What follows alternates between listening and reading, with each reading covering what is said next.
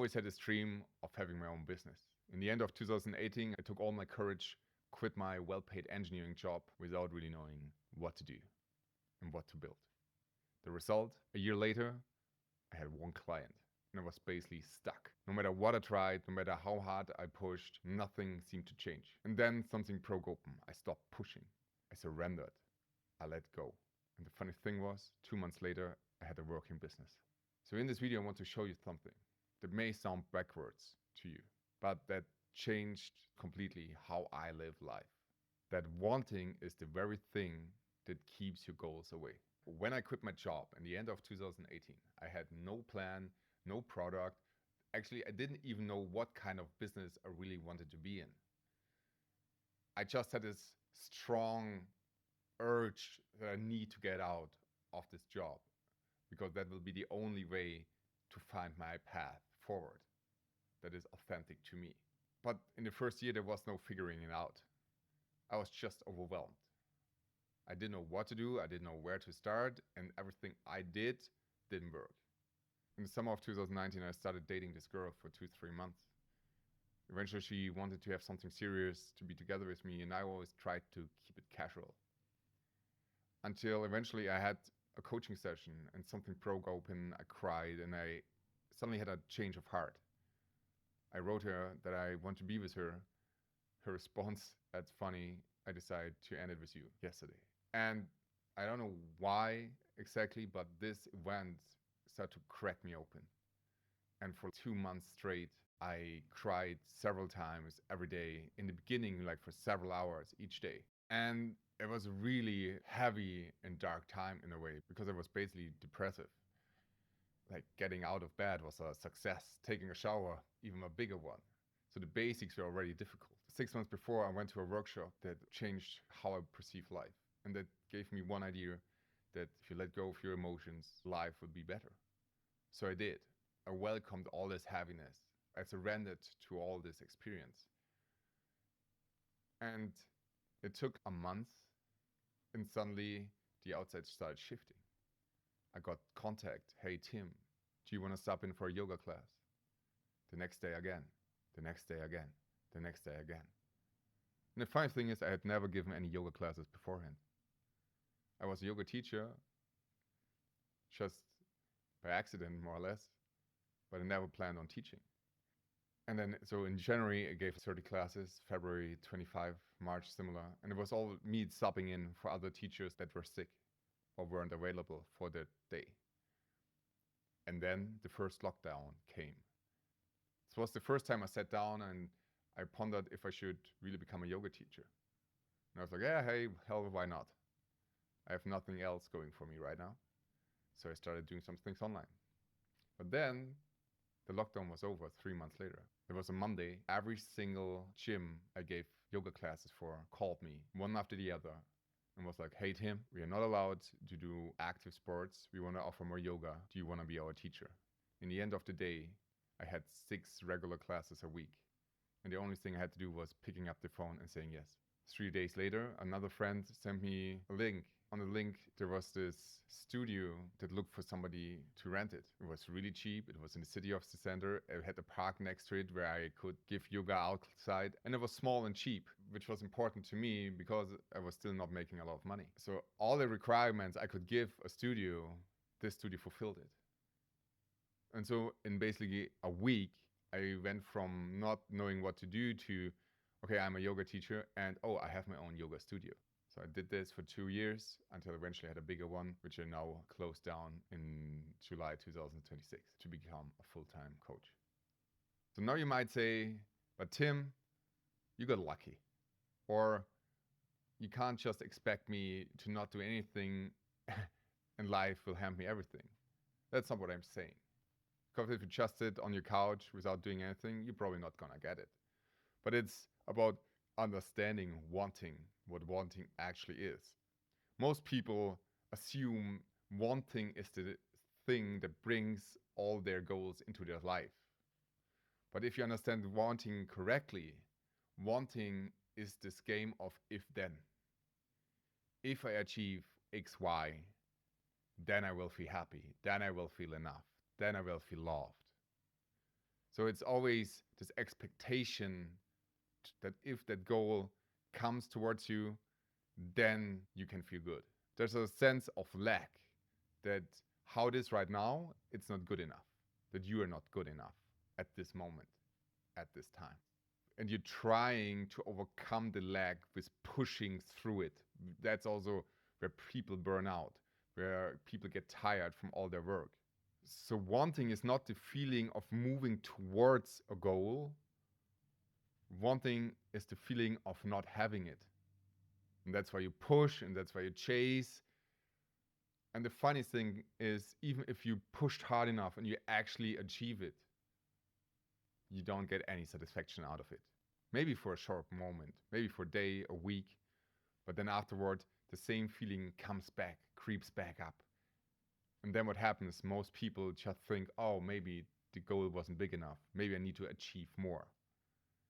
There is no amount of money, no amount of whatever you desire that will make you happy. So we need to flip the script. We need to start with happiness first. This may still sound a little bit abstract. You don't really understand why that should be the case. For me, in 2019, I visited a workshop with my teacher, Brian, and he gave me a certain view of how the mechanisms of life work. So here's the shift that made all of this make sense to me. Earlier, I thought that life is primarily physical, that I needed to say certain things and do certain things to create results in my life. After the shift, I realized that life is primarily energetic, and that at the base of everything is energy. Look at quantum physics, that's what they tell us. Everything is energy and vibration. So if the base is energy, everything that's built on top of that must follow the rules of energy. And if you understand that, and if you understand the rules of energy, you will live very differently than if you try to fix stuff on the physical plane. And everything around you was first a thought, first energy, first a concept, and it was brought into reality. So it was always first energy. And if you understand our body, that's how it's built. The energetic markup of our body is you have the inspiration that comes from the top. You set the intention to create with your third eye. You speak it through your throat. You love it with your heart.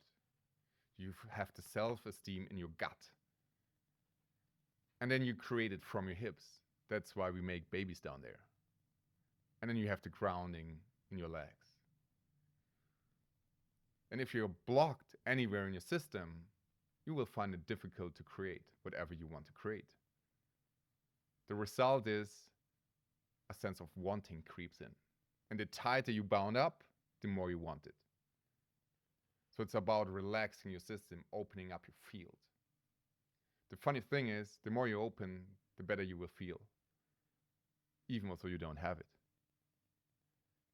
But the easier it will be to create it in your life. And you can probably feel that if you just imagine wanting something, you can feel that your body starts to contract, it tightens up. It doesn't loosen. Go into having. I have something. That's expensive. That's what we want. So the idea is you want to shift from wanting to having. And you don't force it, you relax into it. That's the trick. But now you might say, hey, but Tim, I need the wanting. I need the fear because that's what's motivating me to create success in my life. I will argue, have you ever looked at children? I have 2 kids. If I see them play, if I see them interact, like there's so much creativity, there's so much exploring. I don't see them be afraid. They just do it because they want to do it. And it's not this wanting what I'm describing before, and it's like this, it comes through them. It's like this excitement for life and exploring life and the options in life. It's a courageous thing, not a fearful thing. And my claim is that if you drop the fear, you will actually start living authentically to who you are. And you will stop doing the things you thought you needed to do to be successful, and you will start doing the things that actually fulfill you. And from that comes this inner drive that you are sitting there wanting to create new things. And I've seen it in my own life. when I worked at Airbus, and Airbus is an amazing company. I had really great working conditions, but it was empty.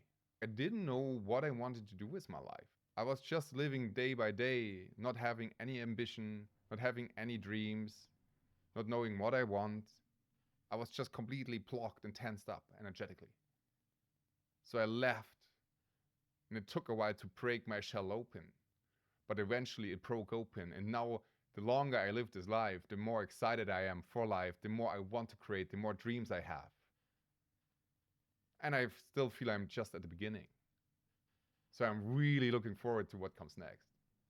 And the only thing I really do is focusing on doing the things I'm afraid of, to get more into courage, to open my heart more, to being more present every single day. So to give you a more practical experience of what I've been describing until now, I want you to close your eyes for a moment. And then just imagine walking or driving or flying, whatever kind of form of transportation you want to choose. And then just see this landscape flying by you. Look around, enjoy whatever you want to see. Maybe you're in a city, maybe you're in the mountains, maybe you're on an island, on a tropical island, whatever, wherever you are, just walk through it, fly through it, drive through it, and then stop. Now, give it a short break. If you opened your eyes, close them back. And now, imagine that you want to do the same thing again, but this time you want to do it. And you really focus on wanting to move, wanting to drive, wanting to fly. Focus on the wanting. Make the wanting stronger and stronger. And then come back. What you probably just experienced is that when you went into wanting, you couldn't walk, you couldn't fly, you couldn't move. You were stuck where you are. And the more you wanted it, the more you tried to push through it, the more difficult it got. And that's how wanting works in real life. So I'm curious. Let me know if you could feel the difference in the experience. Write it down in the comments. I'm really looking forward to hearing what you experienced in this little exercise. If you want to go deeper with this work, click the like button, the follow button, and I'll see you in the next video.